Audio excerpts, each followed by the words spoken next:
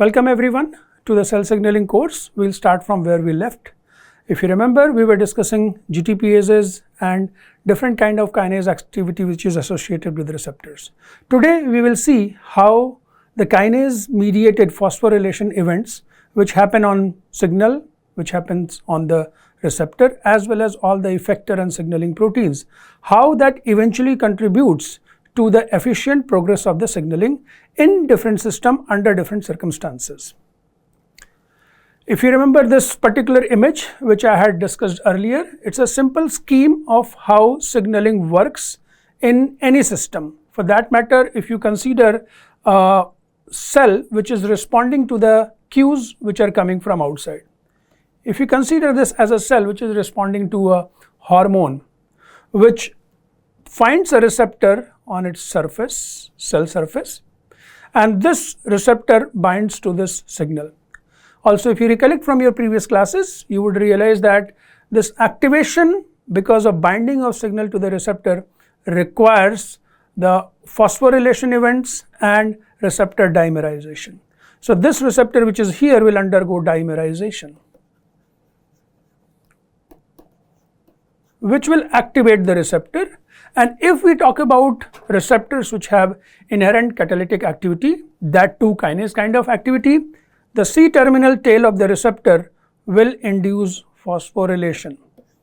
Addition of phosphate group where it uses ATP, converts it to ADP and generates this phosphate group, which is later transferred on a particular amino acid. We have also understood partly that how specific residues, whether it is amino acids on proteins or sugars or lipids and so on, they get phosphorylated. If suppose this phosphorylation event which is started here activates another kinase, consider this molecule here which is one of the signaling protein is a kinase. What it can do, it can find more substrates and do the phosphorylation further. Further, this second signaling molecule which is present over here, that depending on what kind of molecule will pass the signal down here. And in some sense we can have a master regulator or signaling protein. This master regulator or signaling protein will now target effector molecules. One of them could be the cytoskeletal protein which regulates the dynamics of the cytoskeleton. We have seen that how there could be effector protein which has an enzymatic activity which will regulate the metabolic processes, and we can also have proteins which now are sent to the nucleus to activate the transcription. So we will now see in coming slides that how by different ways this phosphorylation can initiate the signaling to continue. One of the things which one can assume or think of is having an adapter proteins and effector proteins. We have already seen effector proteins, but we will focus more on the adapter protein. What exactly would adapter protein mean in context of signaling? So in the signaling, there will be proteins which will directly bind to the receptor and then they will activate the system.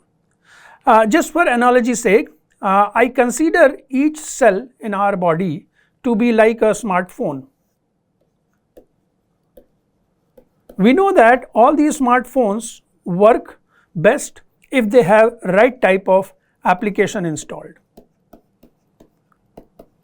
So if our cell is smartphone, then all different proteins which are present over there as effector molecule or signaling molecule, these are the application installed.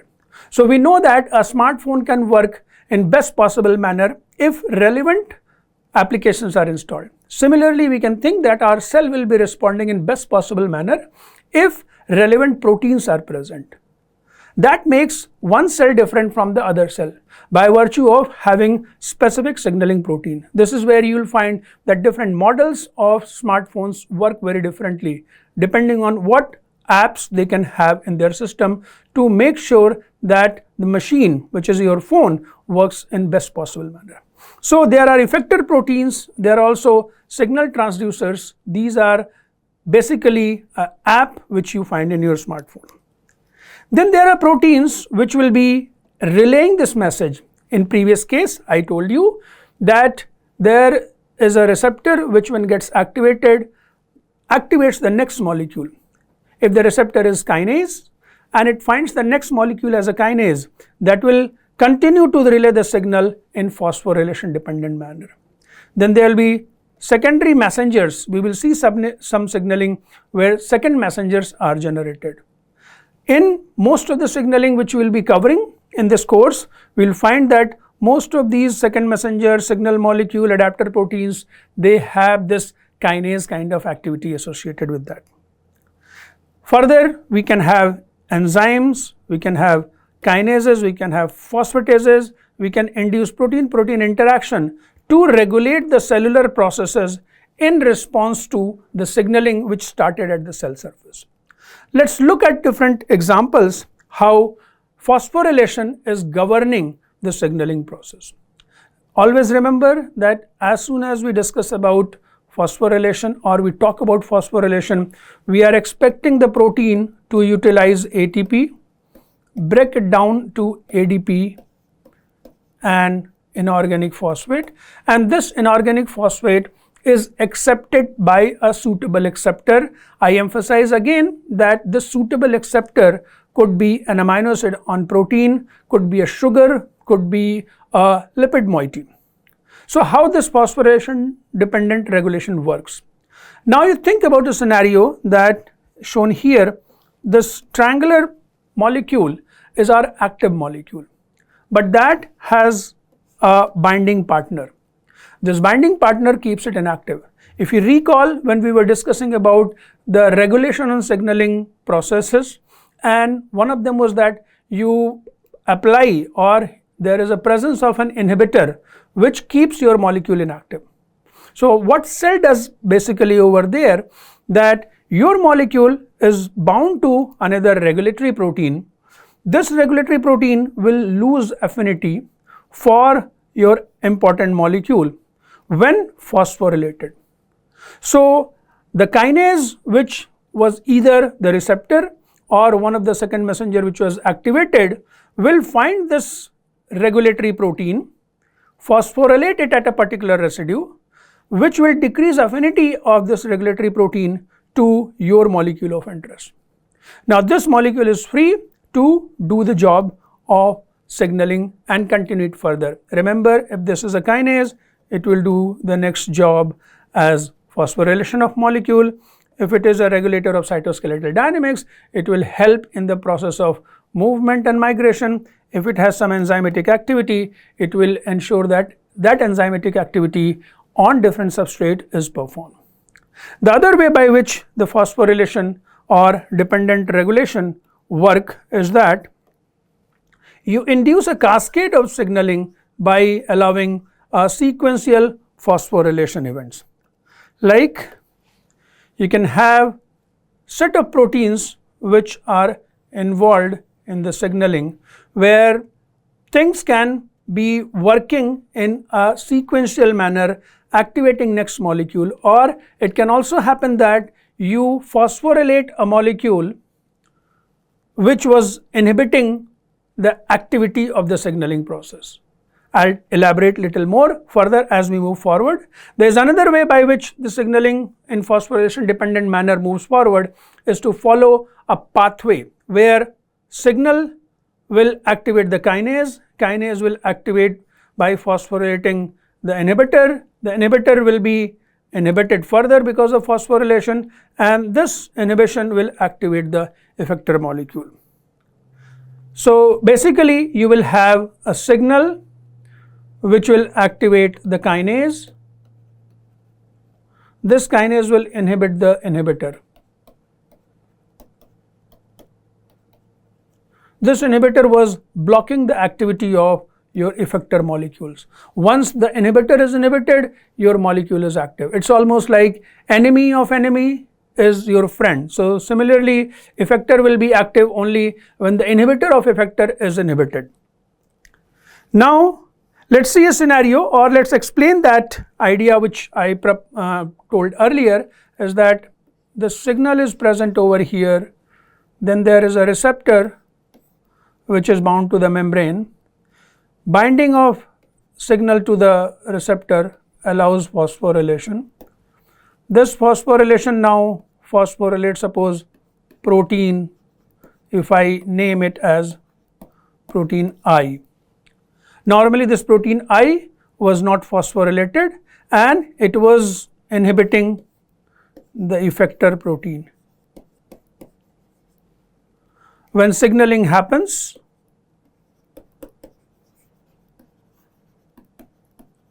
this protein I is now, if I write like protein I with the PI, which means that it is phosphorylated, it is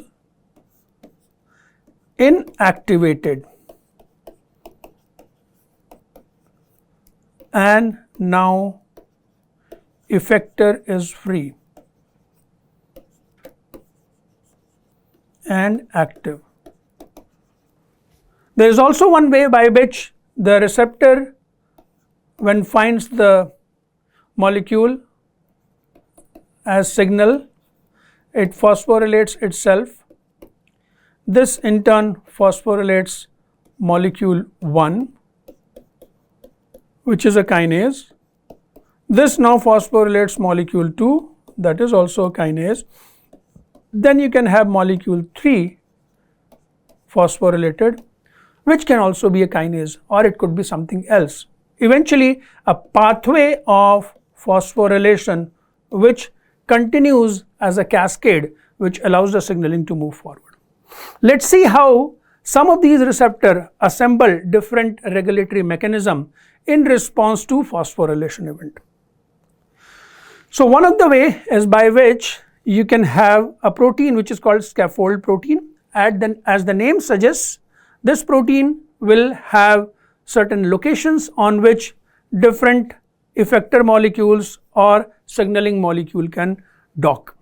So if you notice, under normal circumstance, this scaffold protein is bound to the receptor, and these different proteins which are A, B and C, they are having low affinity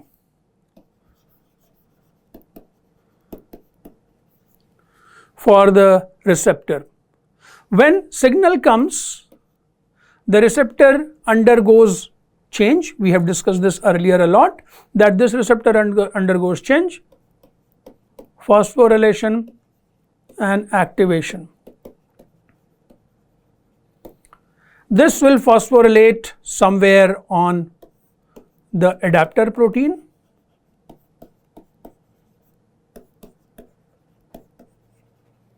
which now becomes a high affinity site for these effector molecules to bind. And once they bind with high affinity, this cascade continues from A to B, B to C and so on, from receptor and scaffold protein to A and from A protein to B and to C. So you realize this cascade which I spoke earlier is basically can be independent or can be initiated by the presence of a scaffold protein. So a receptor, because of phosphorylation, brings a molecule, or a receptor is bound with a scaffold protein which now can hold the effector molecules more tightly with high affinity, and this cascade of signaling continues. Eventually what you are expecting at the end of this cascade is final output. Remember, this output could be anything. We have discussed it multiple times. It could be enzymatic activity, it could be cytoskeletal modification, or it could induce the transcription.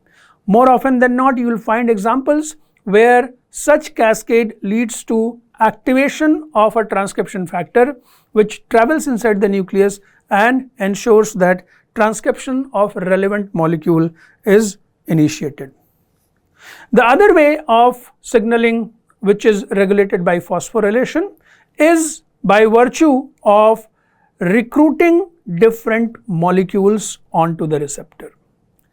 What is shown here in this particular slide is that this is the receptor which is inactive, bound to the plasma membrane. it potentially can bind to 3 effector proteins A, B and C. I need not emphasize again that they can have all different properties or they all can have same property. However, it has been told multiple times that many of them can have something called a kinase activity. Now, what changes when there is a ligand which binds to the receptor? Always when the receptor is engaged with the ligand, you will see some changes, which is particularly the conformational change which we have discussed.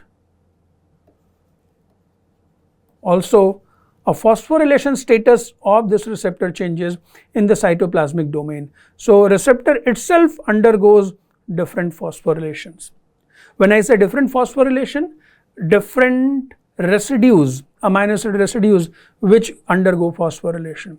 But property of the receptor will be constant in the sense that if receptor prefers or the kinase activity is directed towards serine residue, all these sites where phosphorylation is happening is serine residue.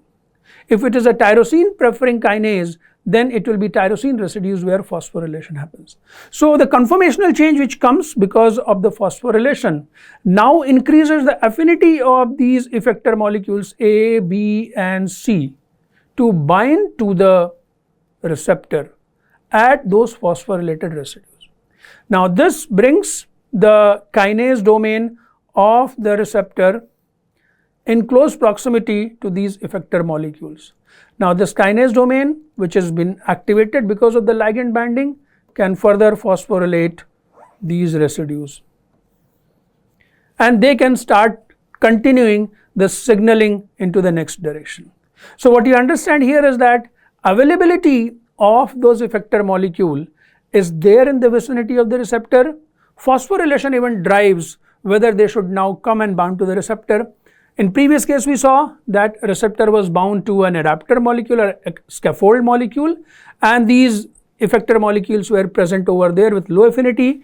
When signaling starts, the affinity increases and signaling continues further. So, the presence of scaffold protein versus absence of scaffold protein and driving the signaling dependent on the phosphorylation of the receptor is the key change we are noticing from the previous slide to this slide. Other way is that where we can do phosphorylation and change the course of action. Here what you notice is that there is something else which gets phosphorylated. Here for that matter some lipid moieties are getting modified. So, you have, if you remember, we had discussed phosphoinositides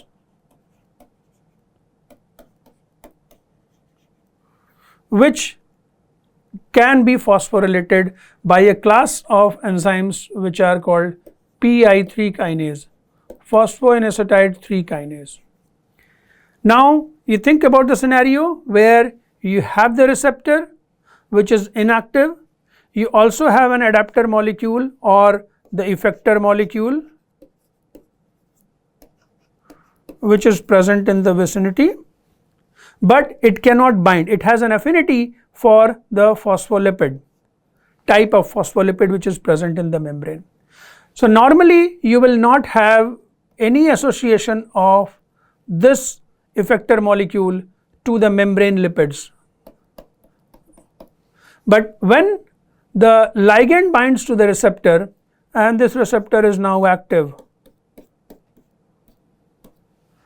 right now we are trying to focus on receptors which have kinase activity, which basically means that they autophosphorylate, they phosphorylate themselves, which makes them more active, and then they find the substrate or the target molecule which are around. In this case, this effector molecule is the target. When this molecule comes in the proximity of the receptor, that undergoes phosphorylation, which is kind of represented by this structure, that this molecule is phosphorylated and active. Once this molecule is phosphorylated, it now has property, affinity for the membrane lipids, which further goes and does the phosphorylation of these lipids. What I meant here is that first receptor gets activated, which allows this effector molecule. In this scenario, we are discussing this effector molecule to be PI3 kinase. This PI3 kinase now goes close to the membrane and now it finds the substrate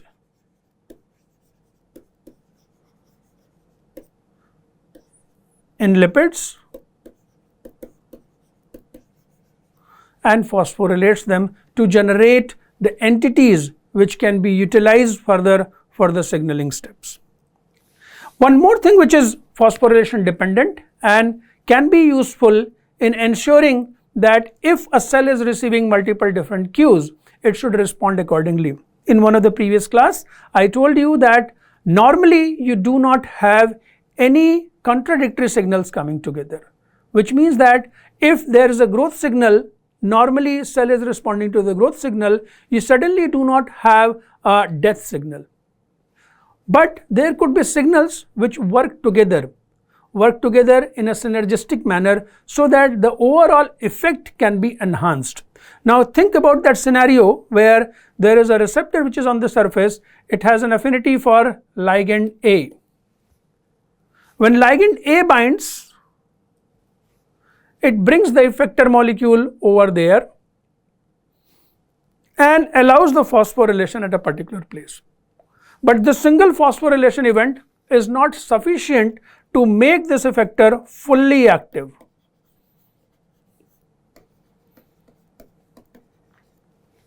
What is required in such cases? That if there is additional signal, or you can say such effector molecules are most active or 100% active when they are phosphorylated at multiple residues, multiple sites. We will see in examples to come that how a protein requires phosphorylation at multiple places so that they are 100% active. And not only that they require phosphorylation at multiple places, but there is also a sequence of event which phosphorylation event will occur, which residue will be phosphorylated to make this molecule completely active. So in this scenario, what I told you is that when signal A is present, receptor, if I can say receptor A is activated, it further sends the signal to the effector molecule, and if this receptor is a kinase, it phosphorylates the effector molecule at a given residue. Now when you have another signal, consider this as a signal B and receptor to be RB. The presence of signal B will activate receptor B. If that receptor is also happens to be a kinase, it will phosphorylate the molecule at other residue. So now what has happened, because of the signaling which is mediated by receptor A and receptor B, the common effector molecule has been fully phosphorylated. This makes this molecule completely active. Now it can take the process of signaling in desired direction and to the completeness. Otherwise, previously whatever was happening, it may not, if only one of the receptor is active, it may not function at all. Also remember, in this scenario, first phosphorylation event will be driven by receptor A and its ligand, whereas the second phosphorylation event will be mediated by receptor B and its ligand. If you think that receptor B can activate the system first, no, it does not work like that. So this harmony or synergism is very clearly maintained in these signaling events. So what I can say that we understood from today's class is that a cell can have desired combination of signaling molecules, whether they are freely available in cytosol or they are tethered to an adapter molecule or scaffold molecule. And presence of these signaling molecules makes sure that the response is mounted. Recollect that I told these signaling molecules are like apps which are available in your smartphone. If all the relevant apps are there, you will be able to best visualize the response. Further, the phosphorylation of the receptor and adapter molecule can lead to a signaling mechanism where a cascade is created or a regulatory molecule is inhibited, or you can say the synergism works together and signaling is integrated. Further, the phosphorylation can activate the activator or inhibit the inhibitor. When it activates the activator, you see the signaling on. When you inhibit the inhibitor, you see the signaling on. Vice versa ensures that your signaling goes down. Thank you.